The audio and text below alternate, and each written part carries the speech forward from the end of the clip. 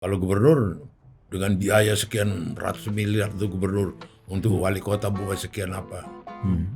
DPRD, kota perwakilan permusyawaratan.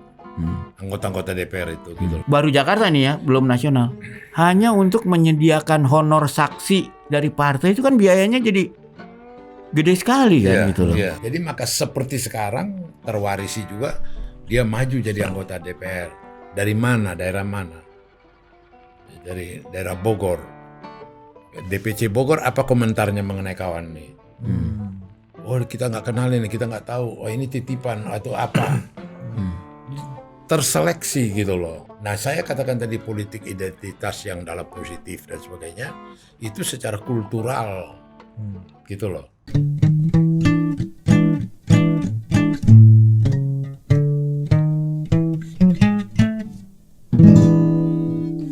Ngaso ngariung sore. Tapi kan kalau yang saya tahu, yang mengeluh dengan sistem proporsional terbuka ini pengurus partai kan. Karena ketika bagi-bagi suara, terutama suara sisa itu terjadi kompetisi konflik yang luar biasa di antara calon-calon partai itu sendiri kan. Jadi persaingan di dalam partai itu yang bikin pusing partai kan kalau dengan sistem terbuka ini. Sebenarnya kan sistem terbuka tertutup ini kan ada soal moralitas. Ya. Ya kan? Dalam moralitas, dalam pemahaman bahwa kalau terbuka aku pilih PD Perjuangan tapi aku tahu siapa di situ. Ya. Ya kan?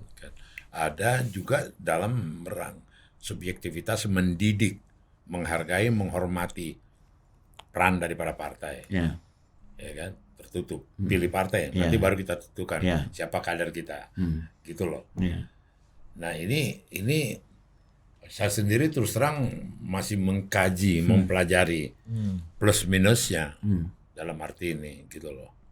Seingat saya dulu waktu menyusun undang-undang ini, saya kebetulan ikut beberapa rapatnya. Itu kan waktu itu terjadi perdebatan mula-mula antara sistem proporsional dengan sistem distrik, ya kan. Lalu ada kekhawatiran kalau sistem distrik itu kalau di negara yang benar-benar bikameral itu kan senatnya mewakili daerah, mengkompensasi distrik yang jumlah penduduk kan. Nah, di Indonesia waktu itu kan dengan pertimbangan takut otonomi kebablasan sehingga nanti jadi separatis, DPD-nya kan dibikin tidak seperti Senat. Betul. Iya kan, DPD-nya lemah lah gitu. Jadi akhirnya dipikir gimana mengkompensasinya untuk itu. Jadi dikompensasinya oke, kalau gitu lihat ke seluruh dunia. Akhirnya sistem ini lahir, seingat saya tuh modelnya dari Finland.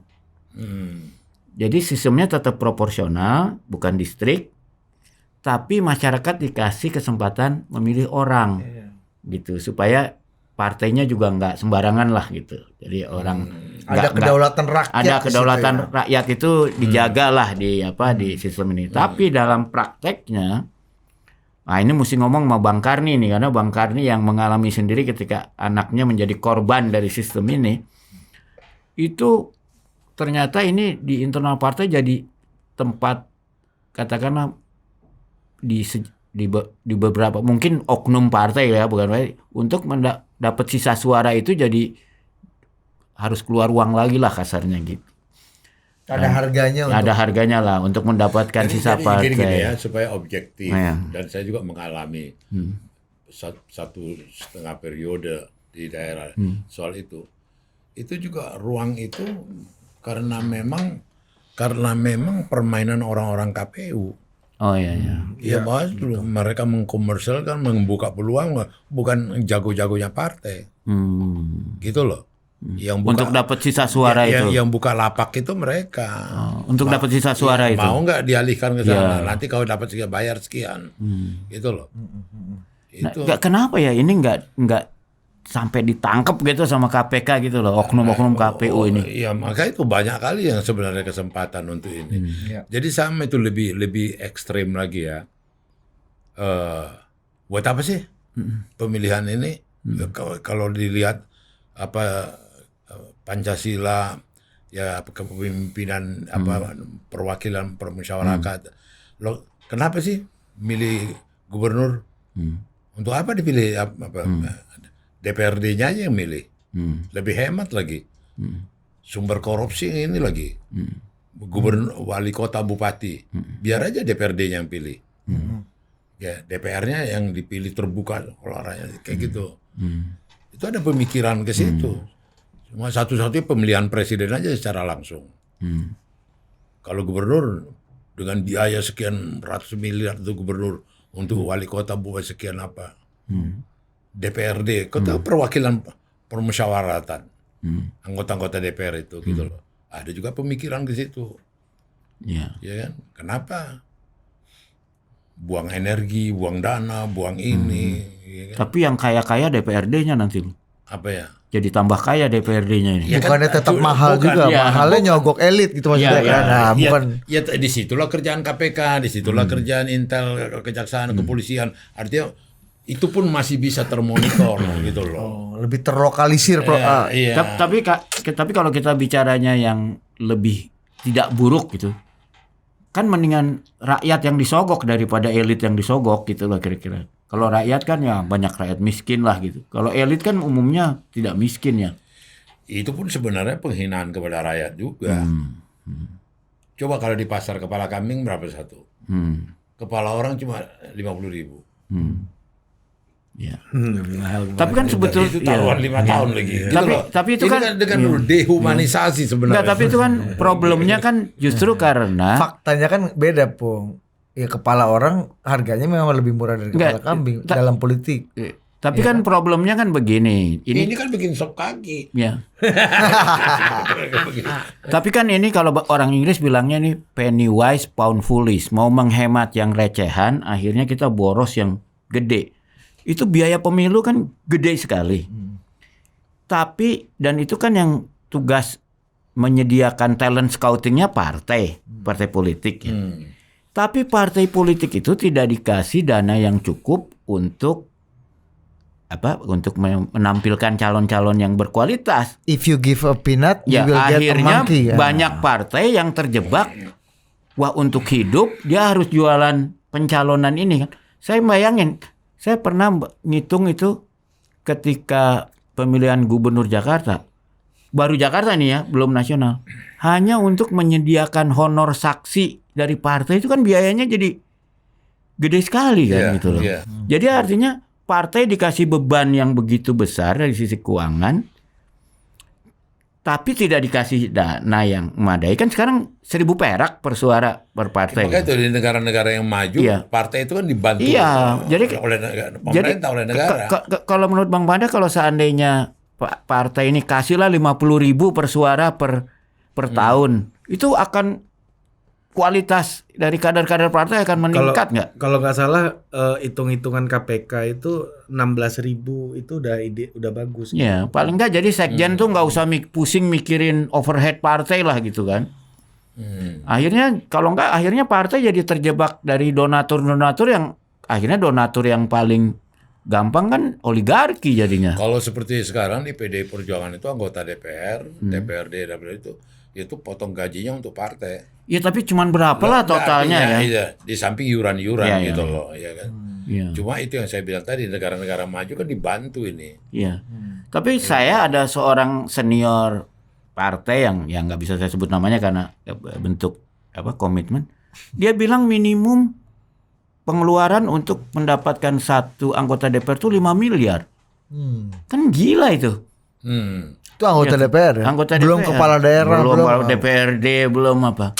Kan beban ke partainya itu membuat partai terpaksa terjebak ke oligarki jadinya gitu loh. Akhirnya kader-kader utama partai yang punya kualitas, yang loyal. Kalah. Harus akhirnya ya bagus loh, artinya proporsional tertutup BHM.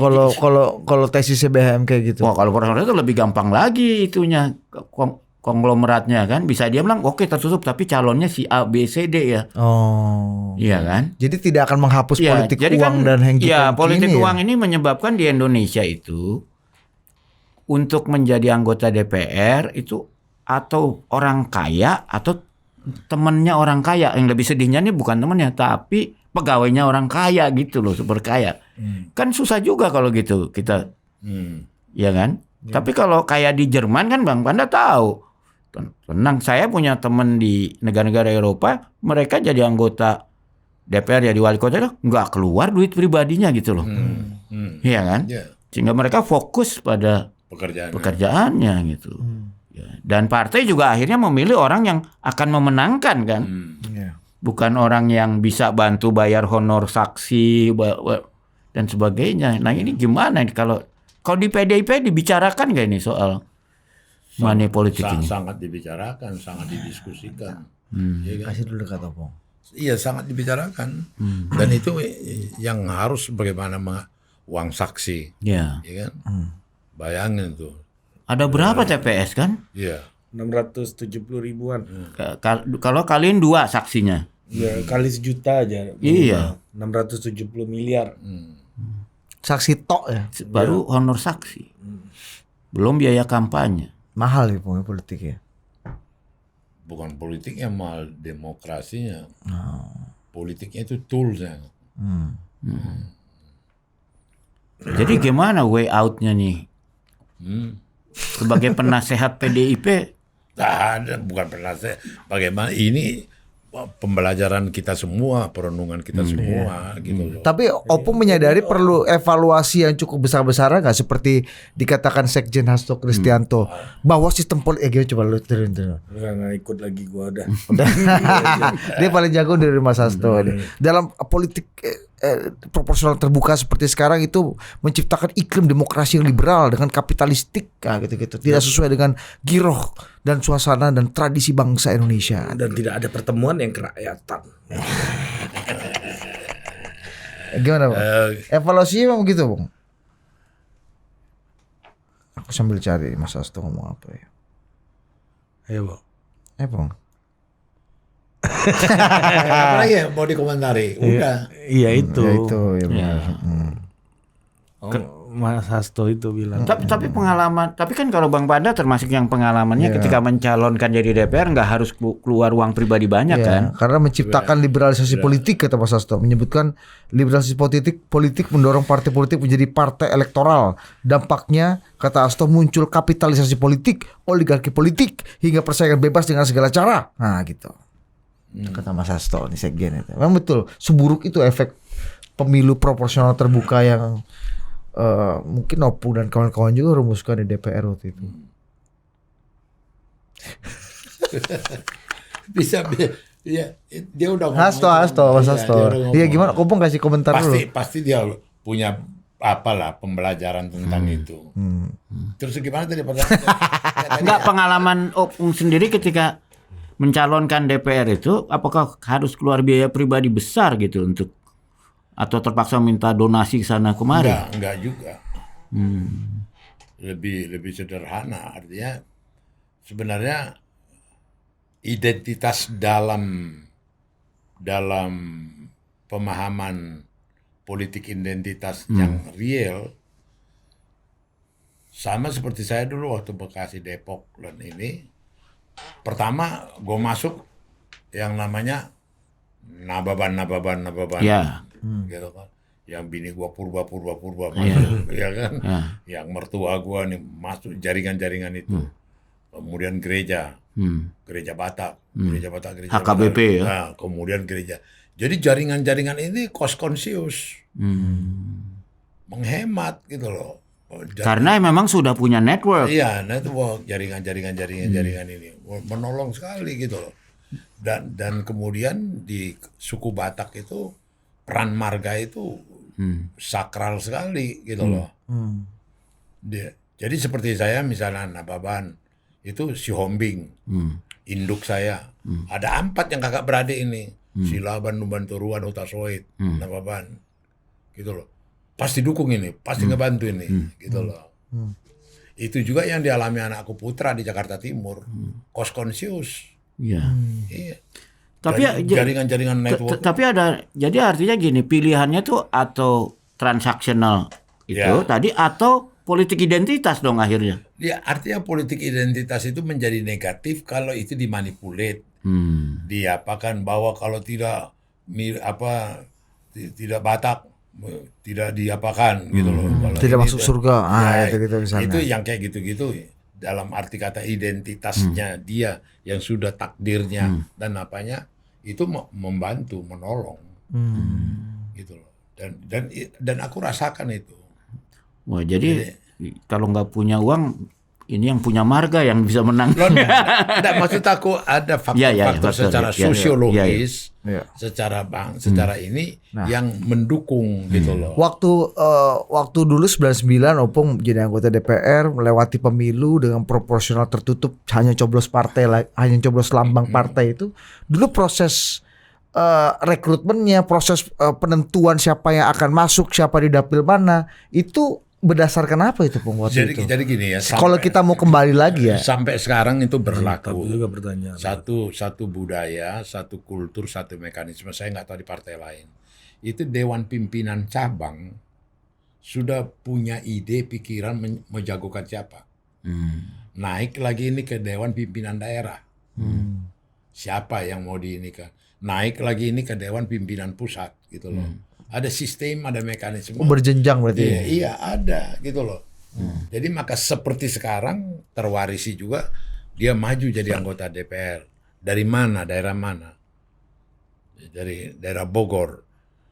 DPC Bogor apa komentarnya mengenai kawan nih? Oh kita nggak kenal ini, kita nggak tahu. Oh ini titipan atau apa? Terseleksi gitu loh. Ya kan si DPC-nya, si DPD-nya itu terseleksi. Itulah yang pilar itu. Jadi saya nggak tahu di partai lain ya. Di kita sudah on system. Jadi meskipun tertutup, proses berjenjangnya itu ada. Ada yang bilang kan kalau tertutup berarti akan Elit partai lah ya. iya akan membuat banyak politisi-politisi yang menjadi akar jenggot gitu. Politisi akar jenggot. Artinya mengakarnya ke atas gitu, bukan ke bawah. Bukan, itu bisa saja di partai lain. Tapi kalau di PD Perjuangan tidak terjadi itu. Karena semua sudah on system. Jadi katakanlah nanti kau bisa tes itu Dewan Pimpinan Cabang Tangerang. Ya kan Tangerang Selatan. Ya kan dicek itu. Kemudian naik lagi ke atas DPD Banten. Ya kan? Naik lagi tuh ke atas ke DPP. DPP juga ada orang yang memperhatikan Banten. Jadi udah kebaca transparan, nggak ada tiba-tiba dikarbit, tiba-tiba diapain, terus bisa jadi ini, nggak seperti tadi apa jenggot, apa Akar jenggot, Di Golkar dulu ya. Nggak ada. Jadi kalau kan orang bilang ya udah kalau gitu mah deket elit aja kan, kita kuasai aja elit, kita umbang-umbang elit supaya kita bisa dapat nomor urut bagus, dapat prioritas. Jadi ya mengakarnya mengakar ke atas, iya. Istilahnya yang dulu nomor kopiah. Jadi Bukan nomor sepatu. Jadi kalau di samping tadi yang kita cerita, katakanlah sebagai contoh Golkar tadi dengan Kosgoro, Soksi dan apanya, mereka juga masih ada orangnya si Ical, orangnya si Agung Laksono, yang pengaruhnya siapa, itu masih ada. Akbar masih ada. Di kita yang gitu-gitu nggak ada. Mau kita jagokan ini, oh dia ini orangnya Hasto atau dia orangnya siapa ini? Adanya paling marga GMNI, marga iya, Banteng Muda gitu kali ada ya. Iya. Nggak ada yang kemudian kita menjadi begitu rawan atau begitu sensitif dengan pengkubuan. Udah selesai itu. Itu yang saya bilang di PD Perjuangan itu sudah final. Soal suku, soal agama, soal kelompok, udah final. Itu maka dengan mudah si Aming DKI ini orang Cina Tionghoa menjadi ketua udah 5 tahun dia, udah 6 tahun. Nggak ada gejolak, nggak ada ini, gitu loh. Ya kan artinya sudah selesai itu permasalahan itu. Disitulah keuntungan partai. Jadi seperti tadi juga misalnya ada kader ini, ada kader yang apa, udah nggak ini.